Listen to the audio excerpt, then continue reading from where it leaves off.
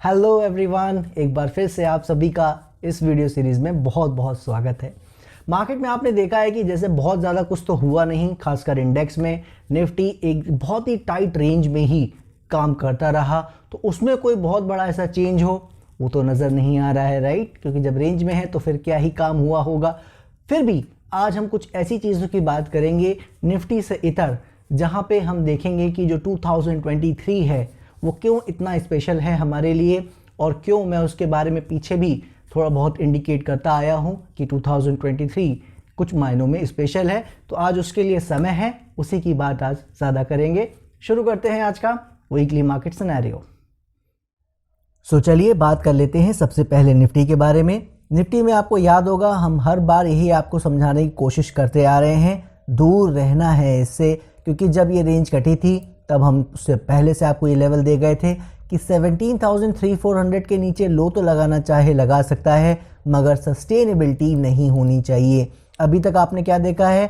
अभी तक आपने देखा है वही लो को फॉलो करते हुए जो पहले लग गया था लास्ट वीक ही, उसके बाद से आप देखो तो इसी रेजिस्टेंस के आसपास पूरी तरीके से एकदम टाइनी रेंज में काम करता चला जा रहा है। यानी ना ही कोई अपवर्ड मूवमेंट डायरेक्शन आ रहा है, ना ही कोई डाउनवर्ड आ रहा है। तो अभी जब तक ऐसा कोई क्लैरिटी नहीं आ रही है, इसमें कोई भी बात करने का फ़ायदा नहीं है।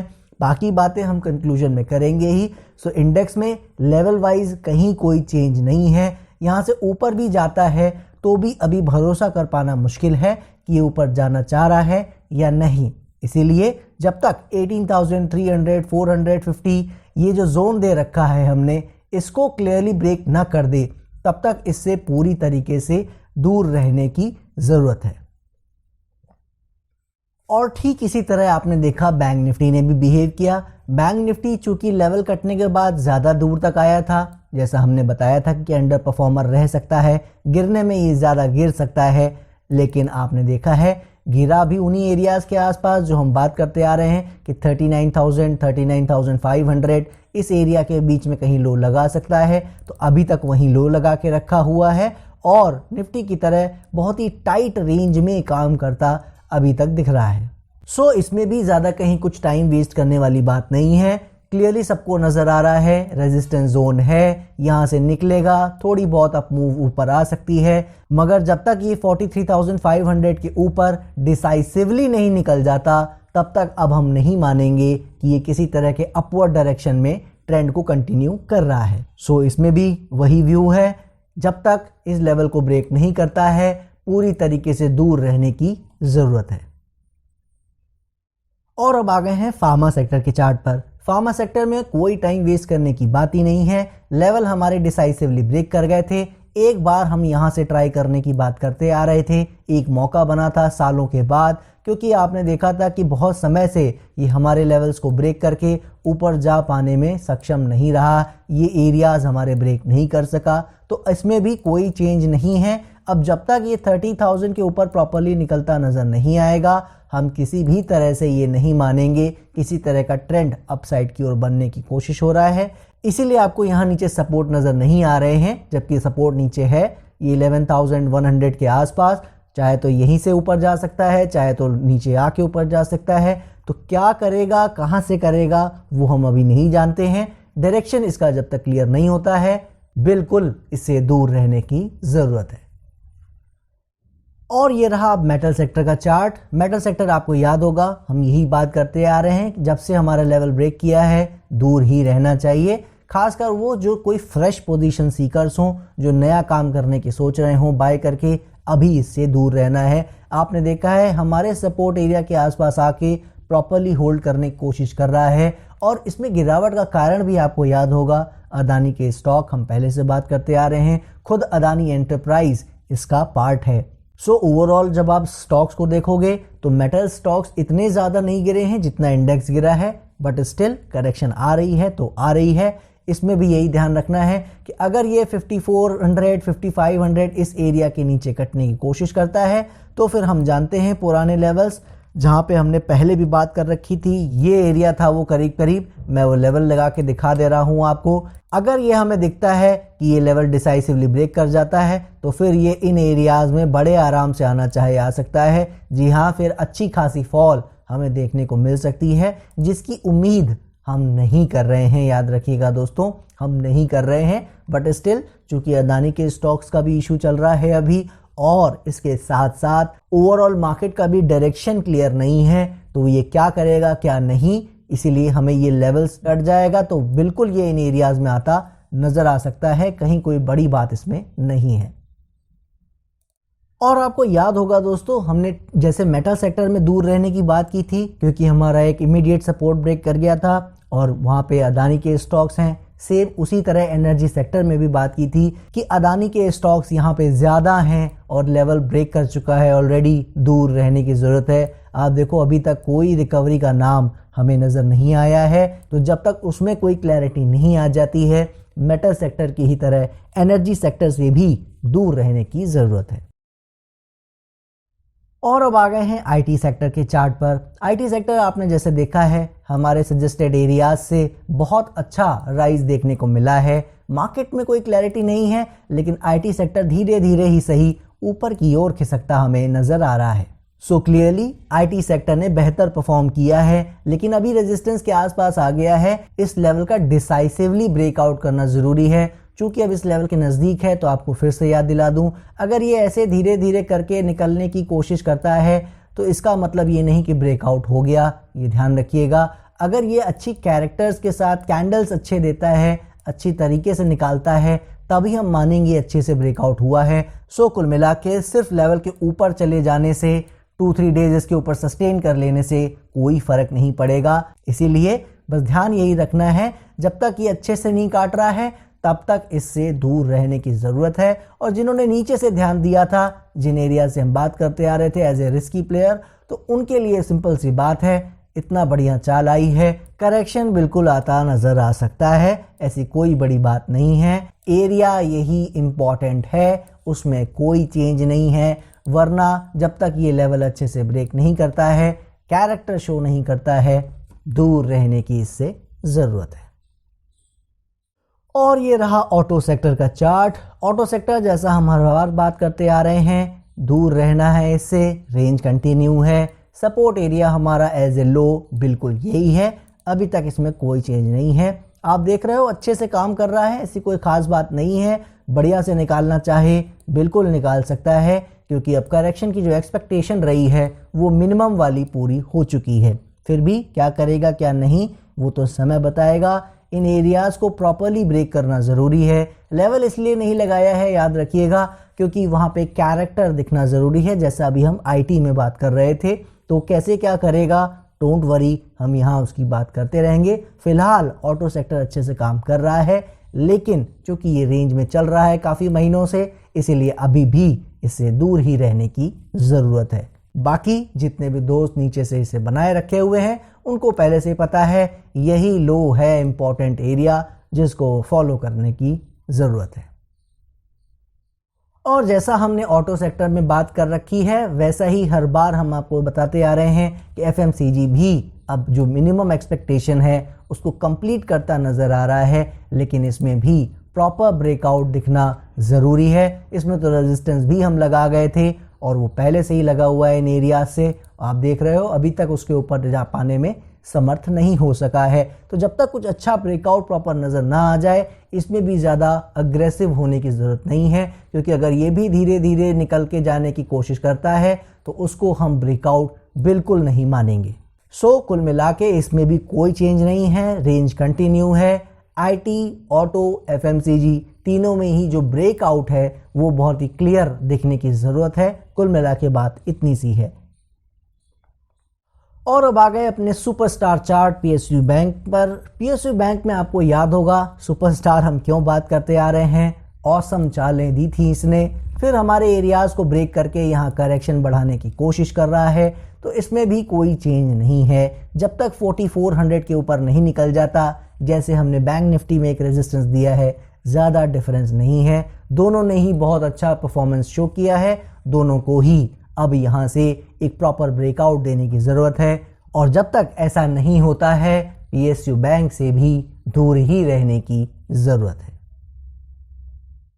और अब आ गए हैं रियल्टी सेक्टर के चार्ट पर। और रियल्टी सेक्टर में आपको याद होगा हम एक ही चीज़ बात करते आ रहे हैं, लेवल के नीचे आ गया है ये बड़ी बात नहीं है, क्योंकि मार्केट में इतना प्रेशर पड़ रहा है। मेन चीज़ हमें ये देखना है कि इसके नीचे जाता नहीं जाना चाहिए। ऐसा ना हो कि 385 380 साइड आने की कोशिश करता नजर आए, ये नहीं होना चाहिए। जब तक ऐसा नहीं हो रहा है कोई प्रॉब्लम नहीं है। क्या देखा है आपने, अभी तक बहुत अच्छे से होल्ड करने की कोशिश करता नजर आ रहा है।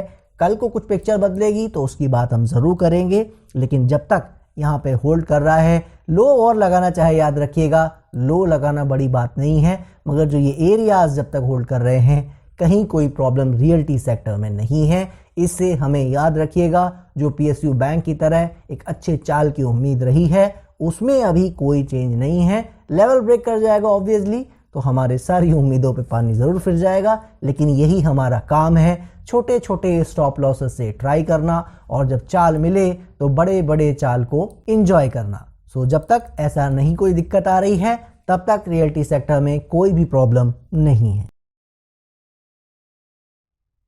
सो ये देख लिए अपने सभी चार्ट्स। चलिए अब कंक्लूजन में समझ लेते हैं कि मार्केट हमें क्या दिशाएं दिखा रही हैं और 2023 के बारे में ऐसी क्या बातें स्पेशल हैं जो हम आज करना चाह रहे हैं। सो सबसे पहले बात कर लेते हैं सेक्टर्स की। सेक्टर्स में जैसा चार्ट में ऑलरेडी मैंने बहुत सारी चीज़ें आपको डिस्कस की, वहाँ समझाने की कोशिश की। मोटा मोटी अगर आप देखने की कोशिश करोगे तो सेक्टर्स यही बता रहे हैं कि प्रिपरेशन वो ऐसी कर रहे हैं जो पॉजिटिव साइड है, सब कुछ जो सिस्टम बना हुआ है वो पॉजिटिव आउटलुक दिखा रहा है। लेकिन अगर यहाँ से लेवल ब्रेक करना शुरू करेंगे, खासकर जैसे मेटल है, रियल्टी है, ये सारे जो सेक्टर्स हैं जिनसे हमें उम्मीदें आगे के लिए भी अच्छी हैं, लेकिन अगर ये लेवल ब्रेक करने शुरू करेंगे तो यहाँ से एक ठीक ठाक फॉल और हमें फिर देखने को मिल सकता है। और ठीक ठाक का मतलब 7 to 10%, इवन 15% उस टाइप की फॉल इंडेक्सेस में आ सकती है। तो आप समझ सकते हो स्टॉक्स का क्या हाल होगा। इसीलिए अब ये यहाँ से कैसे करेंगे, अच्छा क्या करेंगे, क्या रास्ता चुनेंगे, वो आने वाला समय बताएगा। तो अभी क्या है कि प्रिपरेशन अच्छे की दिख रही है, लेकिन क्या अच्छा हो जाएगा उसकी कोई क्लैरिटी नहीं है। फिर से 10-15% फॉल की साइड भी जा सकते हैं, तो वो क्या चुनेंगे वो आगे पता लगेगा। तो सेक्टर में ऐसा कोई खास ऐसा बड़ा चेंज नहीं है जो मैं आज आपको बता सकूं। इसके अलावा अगर आप देखो जो ग्लोबल हमारा व्यू रहता है उसमें भी ऐसा कोई खास चेंज नहीं हुआ। डाउ जोन्स वहीं रेजिस्टेंस के आसपास स्ट्रगल कर रहा है, ना ऊपर गया ना नीचे आया। इसके अलावा जो बॉन्ड यील्ड और डॉलर इंडेक्स थे वो दोनों अच्छा बाउंस लेते नज़र आ रहे हैं, जिसकी हमने बात आपसे पहले कर रखी है कि वो दोनों ही अब बाउंस दिखाते नज़र आ रहे हैं, उनमें बाउंस आ सकता है, तो वो आता नज़र आ रहा है। ऐसा कोई खास उसमें बदलाव नहीं है।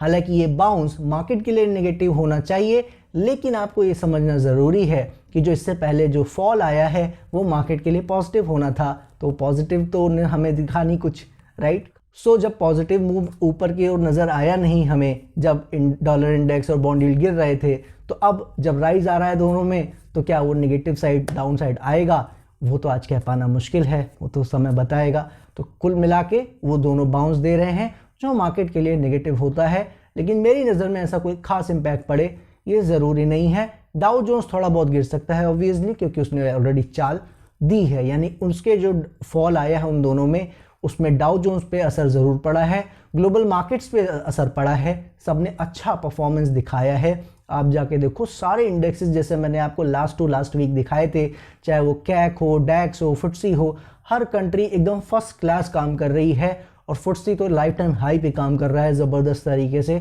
तो जहाँ पे रिसेशंस की बातें हो रही थी वो ऑलरेडी दिखा रहे हैं कि आप बात करते रहो और हम ऊपर चल चुके हैं। तो उन्होंने ऑलरेडी वो चाल ले ली है जो हम एक्सपेक्ट कर रहे हैं अपनी इंडियन मार्केट से भी, मगर वो नहीं आ रही है। सो जैसा हम हर बार बात करते आ रहे हैं लगभग कि जो ग्लोबली प्रॉब्लम्स हमारे सामने हमेशा रही हैं जिसके कारण 2022 पेन में रहा है, वो अब हमें ऐसा असर दिखाता नज़र नहीं आ रहा है, क्योंकि ग्लोबल व्यूज़ अब पॉजिटिव हो चुके हैं और अच्छे से काम कर रहे हैं। कल को कुछ अपना वो रास्ता बदलेंगे तो फिर उसकी बात करेंगे, लेकिन अब वो कहीं कोई परेशानी हमें नहीं देते नज़र आ रहे हैं। अब इसके बावजूद अपना इंडेक्स क्यों नहीं बढ़ रहा है उसके रीजंस मैंने बहुत बार बता दिया है यहाँ पे, उसको रिपीट करने का फ़ायदा नहीं है। जो भी हमारे दोस्त लास्ट 1-2 मंथ से भी हमारे व्यूज़ को फॉलो करते आ रहे हैं, वीडियोस देखते आ रहे हैं, उनको पता है मैं किस तरफ इशारा कर रहा हूँ। तो वो जो फॉल आ चुका है, अब वो एक्सटेंशन भी जो हुई है करेक्शन की, वो मिनिमम हमने कहा था पूरी हो चुकी है। अब भी ऊपर नहीं जा रहा है, अब भी रेंज में काम कर रहा है। इसका क्या मतलब है? देखिए, अगर इंडेक्स बेसिस पे देखें तो वो साफ कह रहा है कि वो रेस्ट करने के मूड में है। तो रेस्ट करने का मतलब क्या है? सिंपल सी बात यही है, जब तक उसमें ऊपर के लेवल्स यानी 18,300 से 450 का एरिया ब्रेक ना कर जाए, तब तक हम उससे कोई पॉजिटिव उम्मीद फ़िलहाल नहीं कर सकते। हालांकि आप सुन रहे होंगे कई टीवी चैनल्स पर या बड़े बड़े एनालिस्ट जो हैं वो सिंपली ये कह रहे हैं कि 18,000 या मैक्सिमम 18,100 भी पार करेगा तो अच्छा कर जाएगा। बिल्कुल कर सकता है, मैं उसमें किसी को कोई गलत नहीं ठहरा रहा हूँ, लेकिन मेरा अपना मानना ये है कि मुझे अगर यहाँ से कंफर्मेशन चाहिए तो फिर कंफर्मेशन प्रॉपर चाहिए, और वो 18,300 से 450 का जोन जो है उसको ब्रेक करने के बाद ही हमें मिलती नज़र आएगी। सो जब उन लेवल्स को ब्रेक करेगा तब हम देख लेंगे कि वो कैसे काम कर रहा है कैसे नहीं। वहाँ से फिर अच्छे होने की संभावना तभी बढ़ेगी जब वो लेवल्स अच्छे से निकल जाएंगे। अब वो अभी तक तो निकले नहीं हैं, मार्केट रेंज में काम कर रही है, तो अब क्या? अब भी वही बात है दोस्तों, जब मार्केट रेंज में रही है तो ऐसा कोई भी हमारा व्यू में चेंज नहीं है जो मैं आज आपको बता सकूं। जैसा मैंने आपको शुरुआत में ही बताया वीडियो के कि आज का वीडियो इसके लिए है ही नहीं कि निफ्टी क्या कर सकता है, क्योंकि निफ्टी ऑलरेडी हम बात कर चुके हैं काफ़ी कि उसमें क्या संभावनाएं नज़र आ रही हैं। अभी भी वो नया लो लगाने जाना चाहे 17,150-200 के आसपास बिल्कुल जा सकता है। तो इसी चीज़ को लेकर हम थोड़ा ब्रॉडर व्यू को लेकर आपके सामने आए हैं 2023 के बारे में। सो अगर मैं इसको आपको समझाने की कोशिश करूं तो मुझे जो एक रास्ता समझ में आ रहा है आपको बताने का इस तरह से, जैसे दो कंट्रीज़ हैं राइट, अपना एक इंडिया है एक पाकिस्तान है।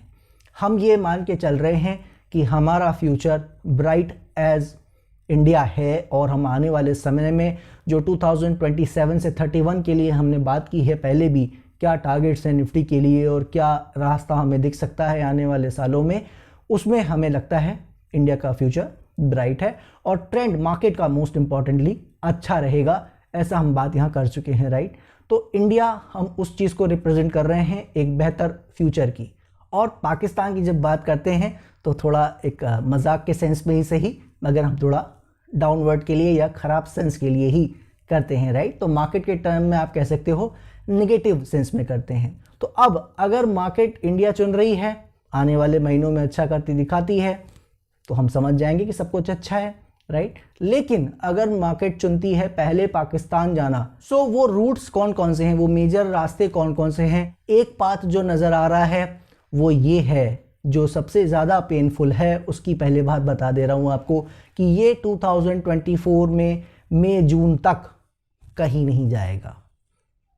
हाँ, थोड़ा इसको आप एब्जॉर्व कर लीजिए। ये ऐसी बातें मैं करने वाला हूँ जो थोड़ा सा सुनने में अनरियलिस्टिक लगने वाला है, लेकिन जो सच्चाई है वही आपको बताने की कोशिश कर रहा हूँ कि अगर इसने डेस्टिनेशन पाकिस्तान चुन लिया इंडिया की जगह पहले, क्योंकि जाना तो इंडिया ही है, लेकिन पहले अगर पाकिस्तान में लैंड किया तो उसका क्या अंजाम हो सकता है वो आपको समझना ज़रूरी है आज। तो पहला पाथ जैसा मैंने बताया 2024 मई जून तक भी शायद ये कहीं ना जाए और 1-2,000 पॉइंट का कहीं भी एक रैंडम जगह पे रेंज बना ले, चाहे वो 15,000 से 17,000 हो, चाहे 16,000 से 18,000 हो, ऐसे किसी भी एक एरिया में ये रेंज बना के अगले साल 1.5 साल यहीं बिता दे। ठीक है, जो सबसे पेनफुल है खासकर हमारे जैसे पोजिशनल ट्रेडर के लिए। इन्वेस्टर का काम तो वेट करना होता है, वो वेट करता ही है, लेकिन जो पोजिशनल ट्रेडर होते हैं उनको सबसे ज़्यादा पेन होता है। दूसरा जो इसका रास्ता है वो रास्ता है इसका कि ये करीबन नवंबर दिसंबर यानी कि 2023 जो पूरा है वो रेंज में ही बिता दे या धीरे धीरे खिसकते हुए नीचे आने का ही है। बहुत पेनफुल वो भी है, मगर जो पहला वाला बताया उससे थोड़ा कम है। थर्ड वन जो है, जो सबसे कम पेनफुल है, वो ये है कि मार्च अप्रैल मई ये जो मंथ्स आ रहे हैं इसमें ही आप देख लोगे ये एक अच्छा फॉल दिखाता नज़र आएगा, चाहे वो 15,000 तक हो या 14,000 तक हो। कोई एक अच्छा फॉल दिखाने के बाद ये फिर ऊपर अच्छा करना शुरू कर दे। तो एक ये जो 3 सिनेरियोज़ हैं ये बहुत ही ज़्यादा पेनफुल रोड है, और ये तीनों रोड जो हैं वो पाकिस्तान के लिए ही है। और फिर वही बात आपको रिपीट कर रहा हूँ कि ये जो भी पाथ्स मैंने बताए ये एक्सट्रीम है, ये बहुत ही पेनफुल हैं, मगर ये सच्चाई है, याद रखिएगा। ये पाथ भी चुने जा सकते हैं मार्केट के द्वारा, लेकिन क्या उसने वो रास्ता चुन ही लिया है पेन का, वो हमें आज अभी तक क्लियर नहीं है। ठीक है, इसके अलावा अगर वो इंडिया का डेस्टिनेशन चुनता है पहले भी, तो फिर हमें पता है जो हम एक्सपेक्ट कर रहे हैं, जो हमारी एक्सपेक्टेशन इससे है कि अभी ये आने वाले कुछ हफ्तों में और परेशान करना चाहे करके ये आपको मार्च में ही अच्छा करता दिखना शुरू हो जाना चाहिए। इस तरह की उम्मीद नज़र आ रही है, वरना आपको फिर ज़्यादा पेन बर्दाश्त करना पड़ सकता है, और जिसकी प्रिपरेशन ना आपकी है और ना मेरी। अभी तक सब लोग आपको बात करते आ रहे होंगे, कोई आपको ये बता रहा होगा कि नहीं जा रहा है ऊपर, कोई आपको ये कह रहा होगा जा रहा है नीचे, लेकिन मैंने आपको एक वो रास्ता दिखाया है कि ये कहीं नहीं जाएगा। ऐसा भी सिनेरियो ओपन हो सकता है, क्योंकि इसका जो काम करने का तरीका है ना, ये एक सिमिलैरिटी पास्ट में हो चुकी है। और मैंने आपको जैसा बताया कि मैंने कई पेनफुल टाइम्स देखे हैं मार्केट में, जो वन ऑफ द बेस्ट मुझे कहना चाहिए वर्स्ट पेनफुल टाइम था वो 2011 से 13 के बीच में था। जो भी दोस्त उस वक्त काम करते होंगे उनको पता होगा। हालांकि मैं उस वक्त इतना अच्छा एनालिस्ट नहीं था कि मैं कंसिस्टेंटली पैसा कमा सकूं, लेकिन मैं इस लाइन में था, असिस्टेंट अपनी दे रहा था किसी को, तो मुझे पता है वो कितना पेनफुल टाइम था। अच्छे अच्छे एनालिस्ट जिनको मैं जानता था उस समय के थे, वो सब परेशान थे, लिटरली कुछ तो रो रहे थे कि ये नौकरी खा जाएगी मार्केट, क्योंकि कुछ हो ही नहीं रहा था, प्रॉफिट ही नहीं आ पा रहा था किसी भी तरीके से। आप कोई सेटअप चलाओ, आप कोई स्ट्रेटजी चलाओ, आप पैटर्न्स फॉलो करो, कुछ भी आप लगाओ, लाइनें लगाओ, कुछ भी करो, प्रॉफिट नहीं आ पा रहा था ठीक से। तो बहुत ही पेनफुल टाइम था। ब्रॉडर वे में देखोगे, बस अब वही है, इतनी ही मैं बात कह सकता हूँ कि वो पेनफुल टाइम दोबारा आ सकता है। उसका मैं आपको अंदाज़ा देने की कोशिश कर रहा हूँ, जो भी 2011-13 के बीच में इस मार्केट में रहा है। सो कुल मिला के मार्केट को देखें तो मार्केट में जैसा हम एक्सपेक्ट करते आ रहे हैं, इसको पहले या तो एक नीचे लो लगा के ऊपर जा सकता है, या कुछ टाइम यहीं खड़ा करके फिर ऊपर लेवल ब्रेक करता नज़र आ सकता है। अभी तक का वही सिनेरियो हम लेके चल रहे हैं, क्योंकि अभी तक उसने उस सिनेरियो को ख़राब नहीं किया है। लेकिन अगर ये अपना प्राइस का कुछ एरिया बिगाड़ता नज़र आएगा, यानी कि 16,700-800 साइड जाता नज़र आएगा, या अपना टाइम का एरिया ख़राब करता जाएगा, जो मैं यहाँ अभी डिस्कस नहीं करना चाहूँगा, वो चीज़ें अगर हमें नज़र आई तो डोंट वरी, मैं आपको यहाँ बताने की कोशिश ज़रूर करूँगा। जो भी मैं बता सकता हूँ, सिर्फ आपको ये चीज़ें बताने का मकसद है कि आप ऐसा ना हो कि आप आज कोई डिसीजन ले लो। इसीलिए मैंने आपको पहले ही एज ए चेतावनी बता दिया कि ये एक मोटा मोटी रोड्स मैंने आपको बताई हैं, किस लेवल का पेन ये दे सकता है। जिसको भी ये लग रहा है कि हमने बहुत पेन सहन कर लिया, अब मार्केट को अच्छा करना चाहिए, तो मैं आपको सिर्फ ये बताने आया हूँ कि अगर इसने पेन का रास्ता चुना तो सिर्फ ये शुरुआत है। हालांकि अभी वो हमें ऐसा नज़र नहीं आ रहा है, ना ही हमारी एक्सपेक्टेशन ऐसी है, क्योंकि बुल रन में ऐसे पेनफुल टाइम आना बहुत ही अनलाइकली होता है। बट फिर भी मार्केट को अगर कुछ ऐसा पता लग गया जो हमें आज नहीं पता है, तो फिर वो उस रास्ते पे जा सकती है। तो वो क्या चुनेगी क्या नहीं, इतना मैं आपको भरोसा दिला सकता हूँ कि हमें पता लग जाएगा और उससे पहले कि ये कौन सा रास्ता चुनेगी, उसकी संभावना ज़्यादा है। फिर वही बात है, मैं 100% टाइम श्योर नहीं हो सकता, 100% टाइम ठीक नहीं हो सकता, लेकिन अंदाज़ा आज यही है कि हमें वो रोड नज़र आ जाएगी कि कौन सी रोड चुनेगा। क्या चुनेगा वो यही बताएगा। दीजिए मुझे इजाज़त। उम्मीद यही है कि मैंने अपनी बात आपको क्लियरली समझा दी है। दिक्कत कोई नहीं है। आज ये जो चीज़ें हमने बात की, एक सिनेरियोज़ आपको बताने की कोशिश किए आने वाले साल 2 साल के, वो सिर्फ इस वजह से है कि सिर्फ हमारे पास आज निफ्टी के बारे में बात करने कुछ नहीं था, हमारे पास समय था, और उसका उपयोग जो करने का एक सही तरीका मुझे लगा, वो सिर्फ आपको आगे की और रोड दिखाने का था। तो वो आपको दिखा दिया है। अब जो जैसे इसको समझना चाहे समझ सकता है। दीजिए मुझे इजाज़त। नेक्स्ट वीक फिर मिलेंगे, इसी उम्मीद से कि मार्केट कोई रास्ता चुने और होपफुली अच्छा ही चुने। मिलेंगे, तब तक के लिए जय हिंद, जय भारत।